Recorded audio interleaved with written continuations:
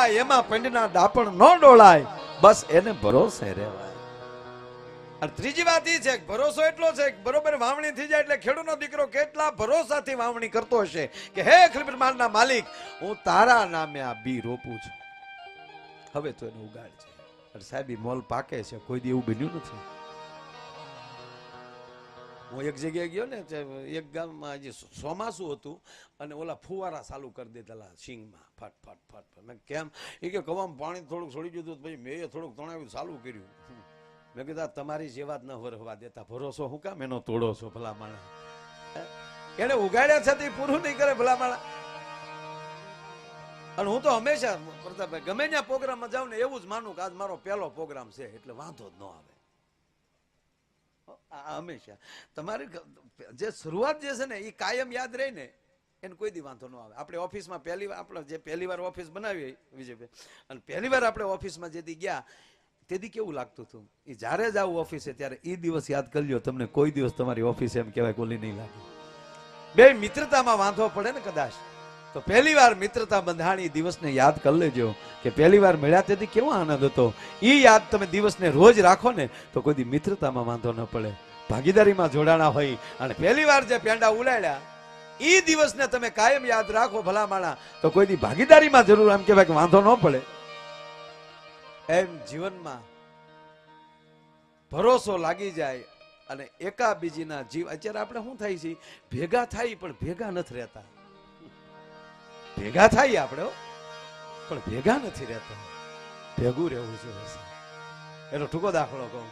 આપણે આ ફ્રૂટ માર્કેટમાં પ્રતાપભાઈ જાય ને, ફ્રૂટ માર્કેટમાં તો કેરી કરતા કેળાના ભાવ ઓછા જ હોય, કેરીનો જ ભાવ વધારે હોય ને, 150 કિલો ઈ છે.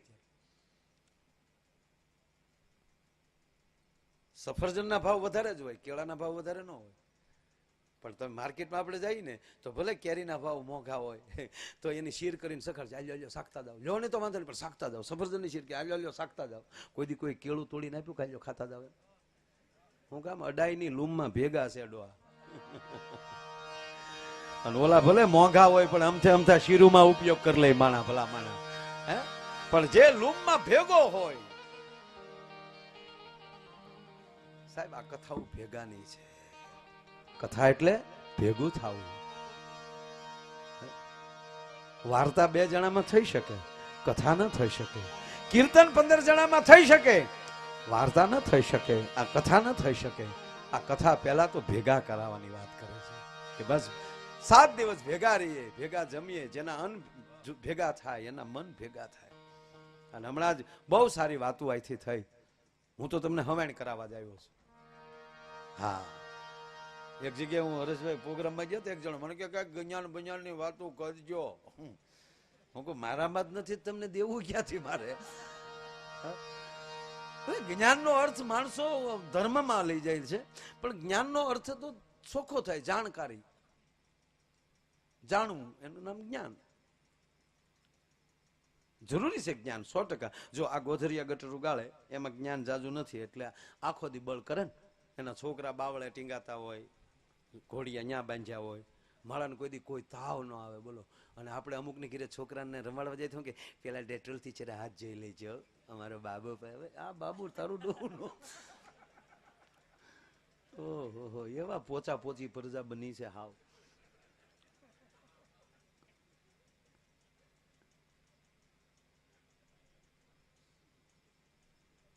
કોઈ દી એ લોકો કાળા તડક્યાની વાત છે જ વચ્ચે કરના, કાળા તડક્યાના કામ કરતા હોય છે, કેવડી મજૂરી કરતા હોય છે, પણ હાજે કેટલા મળે છે ને રોજના? 200 રૂપિયા. હવે એમાંથી થોડુંક જ્ઞાન વધતું જાય, એ કારકુન બને તો એને પાછું કામ નથી કરવાનું, કામ કરતા એની ઉપર ઊભું જ રહેવાનું છે ખાલી. એને બળ કરવાનું નીકળી જાય છે, મહેનત કરવાનું નીકળી જાય છે, પાછા એને 500 રૂપિયા વધી જાય. એમાંથી કોઈ સારી ડિગ્રી લઈ અને ખાલી માની લો કે એ ડિગ્રી લઈ અને સારા શિક્ષક બને એટલું જ્ઞાન વધ્યું. તડકો વયો ગયો, એ પંખા હેઠે છોકરાઓને ભણાવવાના છોકરાને હુઈ જવાનું. અરે એક છોકરા ટીંગા ટોળી કરીને જતા હતા એક જણાને નિશાળે લઈને. એક વડીલે કીધું ન ભણવું હોય તો મૂકી ગયો ને, હું કામ એને ટીંગા ટોળી કરીને લઈ જાવ? ઓલો કે છોકરો નથી સાહેબ, છે 15 દીધા માઇડ હાથમાં આવ્યા હાલ.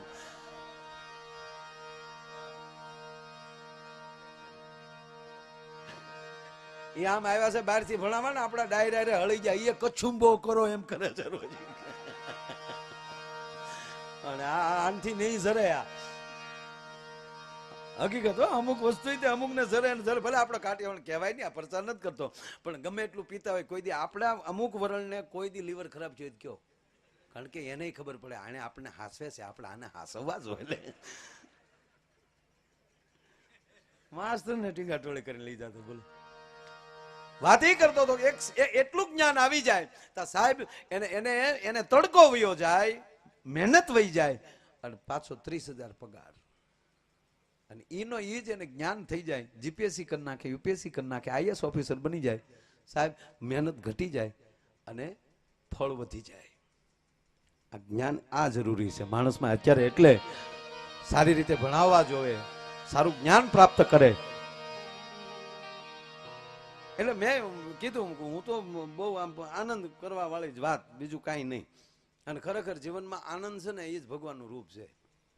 અને એમાં આપણો ડાયરો દાંત કાઢે ને પ્રતાપભાઈ મને બહુ ગમે, કારણ કે કતરાતા હોય દાંત કાઢે કેવું રૂઢ લાગે. નકર આપણે આમ જ કીધું છે ક્યાંનો છે એ કે બસ હવે યુગ છે, 21મી સદી છે, હસવા સિવાય બીજું કઈ કરવાનું જ નહીં. હસો તમે નહીં, તમે તો આમ થાય દાંત કાઢતા છો. અમારા વગાડવા વાળા દાંત કાઢે ને એટલે માનવાનું ક્યાંક નવું આવ્યું, નકર આવડા તો રોજ હોય હારે. બાપુ તમે રામકથા આપણે કથાકારો કથા સીતા વિદાયમાં કઈ સંગીત વાળા રોવે નહીં, કારણ કે એને અઠવાડિયે સીતા વિદાય હોય ગામો. સતા સંગીત વાળા રોવે તો માનવાનું સીતા વિદાય નું નથી રોતા, આગલી કથાનું પેમેન્ટ હજી બાકી છે.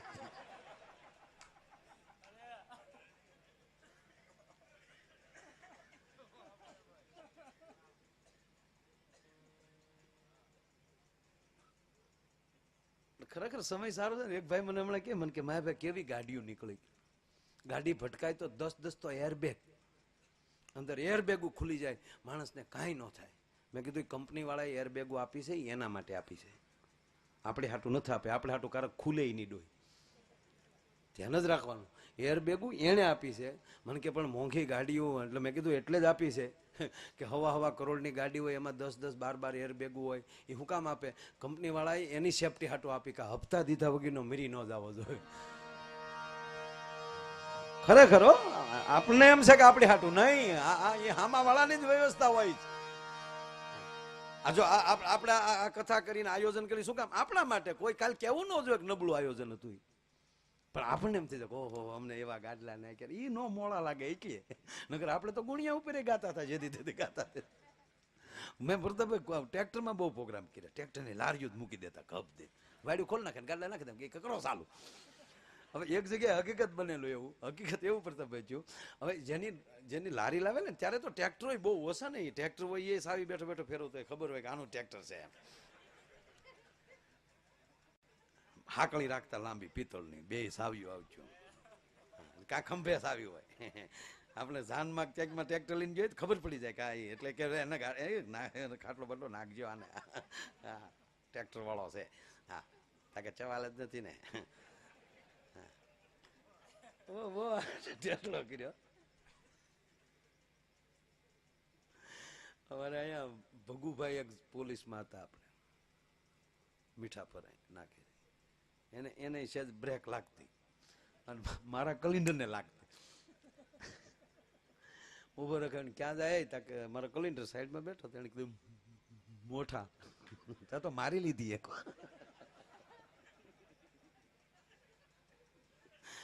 મેં કીધું ભગુભાઈ મારો કલિન્ડર માયા પહેલા, પછી તું હારે લેતો જતો મળે તો કોઈ મિત્ર પૂછજો.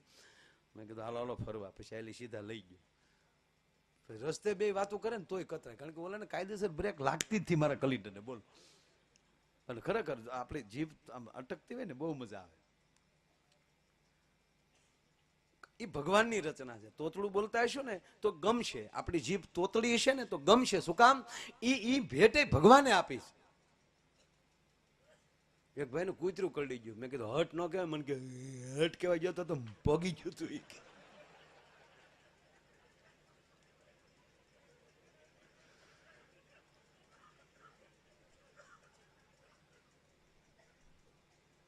મેં કીધું પણ ધ્યાન રાખવું જોઈએ. મને કે નહીં રાખ્યું હોય પણ મેં કીધું રાખ્યું હોય. મને કે છેતરાઈ ગયો. હું કહું હેમાં? મને કે કૂતરામાં. કૂતરામાં કેમ છેતરાઈ ગયો? મને કે મારું દીકરું રોજ મારી ઘરે આવતું.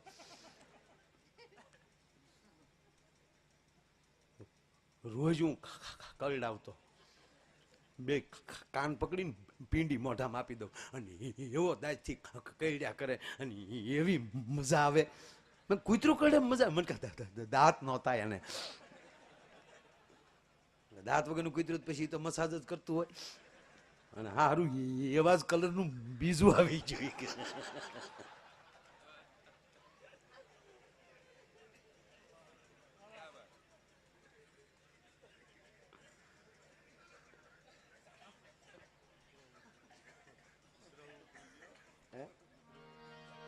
ના ના હવે હવે જ કરવાના. એમાં આ તો તખતદાન આ ખોરડે રોકાતા છે. એને કેમ હાસોભાઈ પરદેશમાં જયારે જયારે બહાર જવાનું થતું ને ત્યારે બાપુ મને જવાબદારી આપતા. એટલે મને ખબર છે કે તખતદાન ને કેમ હચવાય. સાહેબ હાવ બાળક જેવું કારણ ખોટું લાગી જાય ને. હે મામા બસ. પણ હતા અલકારીઓ.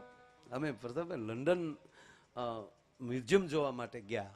તખતદાન અમે બે અમે ત્યાંથી બાપુએ માણસો મોકલ્યા. 25 પાઉન્ડ ટિકિટ હતી.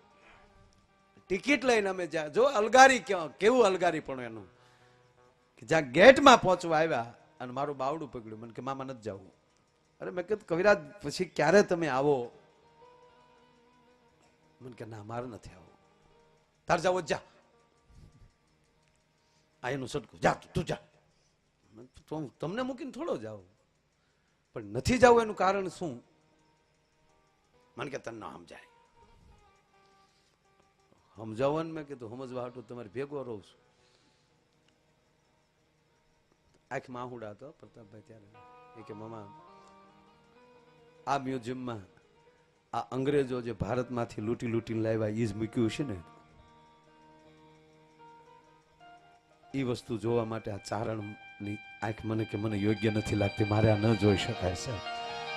સાહેબ અમે ગેટમાં લઈ પાછા ફેર્યા.